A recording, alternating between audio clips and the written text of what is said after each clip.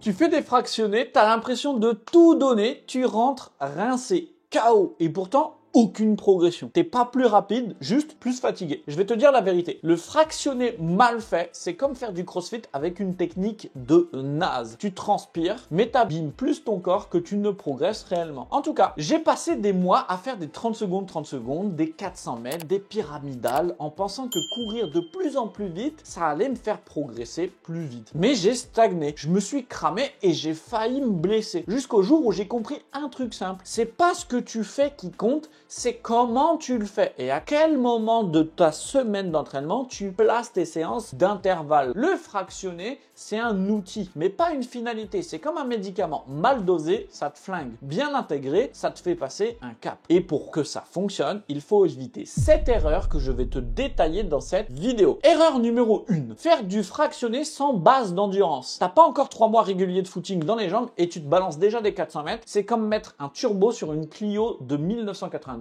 Ça va exploser. Tu dois d'abord travailler ta base d'endurance en acceptant de ralentir. Et oui, même si ça veut dire alterner course et marche au début, tu dois le faire. Commence seulement les intervalles quand tu es capable de courir 3 fois 40 minutes par semaine en dessous de 75% de ta fréquence cardiaque maximale. Erreur numéro 2. Mal choisir l'objectif de la séance. Tu fais des fractionnés pour aller plus vite. Ok, mais c'est vague. Tu bosses quoi? Ta VMA, ton seuil, ta tolérance à l'acide lactique. Sans objectif précis, une séance de fractionnés, ça sert à rien. Pose-toi la question. Est-ce que tu sais vraiment quoi faire pour progresser et quel est l'intérêt de ta séance? Parce que si la réponse est non et que tu fais toujours les mêmes séances, c'est inutile.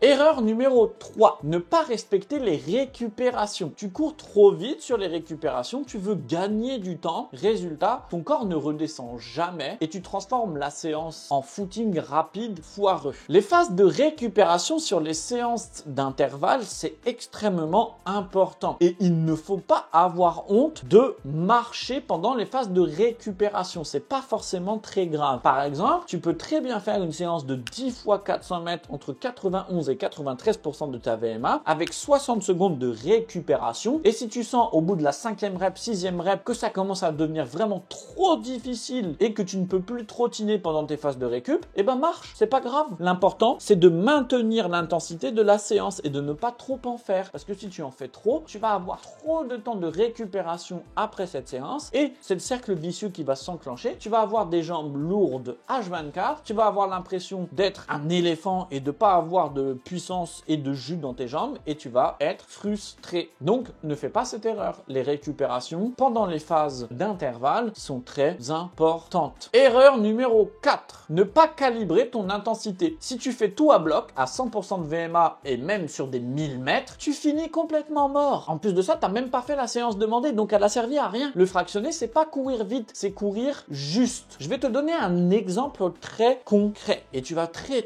vite le comprendre. 100% de VMA, c'est généralement 6 minutes. C'est-à-dire que tu es capable de tenir 100% de ta VMA pendant 6 minutes. Si tu le fais, THS. Imagine, tu veux courir le 10 km en 1 heure. Donc à 6,00 pour faire 1 km. Comme par hasard, ça fait 6 minutes. Mais reste avec moi, tu vas comprendre. Si tu fais une séance typique pour bien préparer un 10 km, qui est par exemple un 5 fois 1000 mètres ou même un 7 fois 1000 mètres. Ça veut dire que si toi, dans ta tête, tu te dis, oui, je veux absolument faire mon 10 km en moins d'une heure, donc je vais faire mes 7 fois 1000 mètres en 5,59 alors que tu as 10 km/h de VMA, c'est pas logique parce que tu vas faire 7 fois 6 minutes à 100% de tes capacités sur 6 minutes. Donc tu vas faire 7 fois 6 au lieu de faire 1 fois 6. Et donc la séance, elle va être beaucoup trop difficile, tu vas être beaucoup trop lessivé, tu vas être complètement HS à la fin de la séance et je suis même pas sûr qu'elle passe d'ailleurs. Et tu vas te demander, bah mince, pourquoi je progresse pas, pourquoi j'y arrive pas? Bah c'est simplement parce que ta séance d'intervalle, elle est mal calibrée. Et peut-être que effectivement, encore actuellement, t'es pas en capacité de faire 1 heure au 10 km et c'est pas grave. Tu y arriveras un jour, mais pas tout de suite. Donc, ne pas en faire trop et calibrer ces séances d'intervalle, c'est le truc numéro 1 pour progresser en course à pied et c'est exactement notre job en tant que coach de calibrer les séances selon ton niveau, selon ton emploi du temps, selon ta vie professionnelle pour t'éviter ce genre de frustration. Parce que, on va pas se le cacher, hein, mais si tu t'entraînes dur, assidûment, que tu mets de l'énergie, que tu prends du temps à t'entraîner, mais que tu progresses pas, c'est hyper frustrant, c'est hyper chiant. Donc ça, c'est notre job. Si tu veux qu'on mette en place un plan d'entraînement qui va te permettre de passer enfin ce cap et de progresser et de ne pas subir ta prochaine course comme la précédente, clique sur le lien dans la description où on discutera ensemble de qu'est-ce qu'il faut mettre en place pour ton profil. Erreur numéro 5, trop de fractionnés dans la semaine.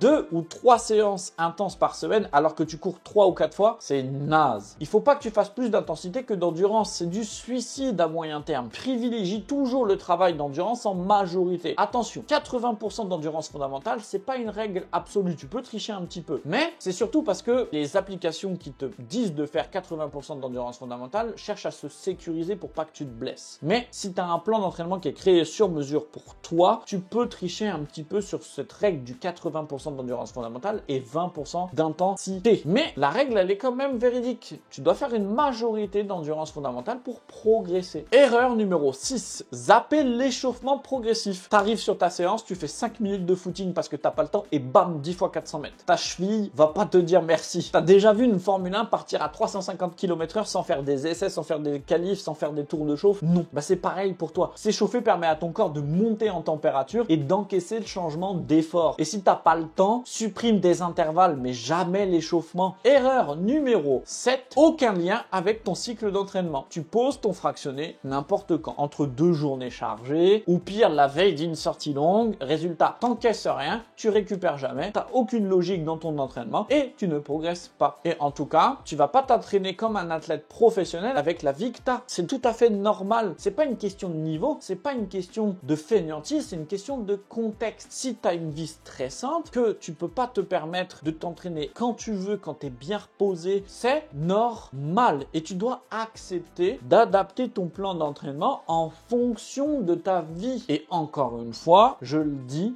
mais c'est notre job chez Running Lab de faire ça. On a accompagné plus de 1400 coachés à l'heure actuelle où je tourne cette vidéo. 80% de notre travail, c'est pas de faire le plan d'entraînement, c'est de l'ajuster constamment au quotidien et de le réadapter pour pas que nos coachés ils se blessent. Je vais te donner un exemple très concret. Si tu as déjà préparé un semi-marathon ou un marathon, c'est forcément arrivé à un moment de la préparation, bah tu avais ton plan d'entraînement, sauf que la vie a fait que ça a un peu mis un couac dans l'engrenage et t'as pas pu faire tous tes entraînements. Sauf que tu as absolument voulu rattraper ta séance. Ou encore pire, tu as voulu la faire coûte que coûte alors que tu étais malade, alors que tu n'avais pas dormi parce que les enfants étaient malades et que du coup tu as fait 3 heures dans ta nuit et tu es complètement fatigué. Et ta séance s'est extrêmement mal passée. Tu as perdu complètement toute confiance dans ton plan d'entraînement. Ça s'est répercuté sur les semaines d'après et tu as subi ta course. Au 17e kilomètre de ton semi-marathon, tu étais complètement lessivé. Tu n'avais plus du tout de jambes, tu n'avais plus du tout de force, tu n'avais plus du tout la niaque de pousser. Et bah ça, c'est parce que tu n'as pas adapté ton plan d'entraînement. Adapter son plan d'entraînement, supprimer une séance, la raccourcir, la rendre moins intensive, la bouger, la déplacer. Bouger et déplacer, c'est la même chose. C'est pas grave. Tu ne dois pas culpabiliser de faire ça puisque c'est obligatoire. C'est obligatoire. Même les Olympiens, même les professionnels le font. Ou en tout cas, s'ils ne le font pas, c'est parce que toute leur vie autour est dédiée à la course à pied. Toi, tu t'entraînes pour reprendre confiance en toi, pour cesser d'être dans la sédentarité, pour perdre du poids, bah juste prendre soin de ta tête parce que ça te permet de décompresser de ta vie de travail ou ta vie personnelle qui est un peu stressante. Mais c'est pas ça qui va te faire payer les factures. Donc il faut que tu adaptes ton plan d'entraînement à ta vie et tu verras que tu te sentiras beaucoup mieux, beaucoup moins frustré, que tu auras beaucoup moins de séances où tu as des jambes lourdes et que tu es en mode purée, ça me saoule. J'ai toujours des sensations de merde lors de mes séances d'intervalle, j'en peux plus, je fais tout ça pour rien. Si tu adaptes ton entraînement, ça se passera pas. Et donc, comment bien faire ces fractionnés? Si tu cours 3 fois par semaine, voici une semaine type. Première séance, fractionnée en fonction du cycle, VMA courte, longue, seuil. Séance numéro 2, footing lent, minimum 40-45 minutes, grand maximum 1h15. Séance numéro 3, sortie longue progressive et toutes les 3-4 semaines, une semaine complète d'assimilation où tu vas venir réduire un petit peu ton volume d'entraînement. Faire des fractionnés, c'est pas faire des des efforts complètement stupides.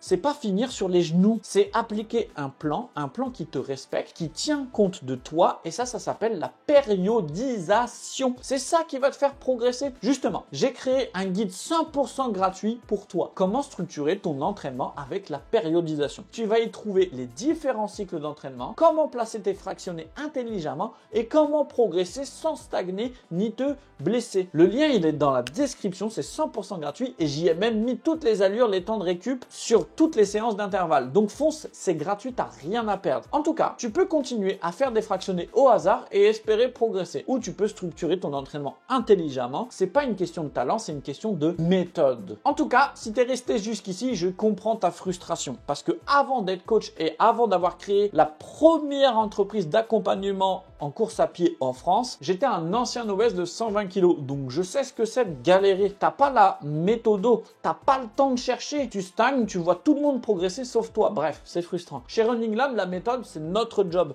Toi, tu as juste à courir. Et si tu veux qu'on t'accompagne, il y a un deuxième lien dans la description. Tu prends un créneau en visio avec l'équipe, on parle de ta situation et on voit comment on peut t'aider à atteindre tes objectifs. On se retrouve sur la prochaine vidéo. Ciao la team!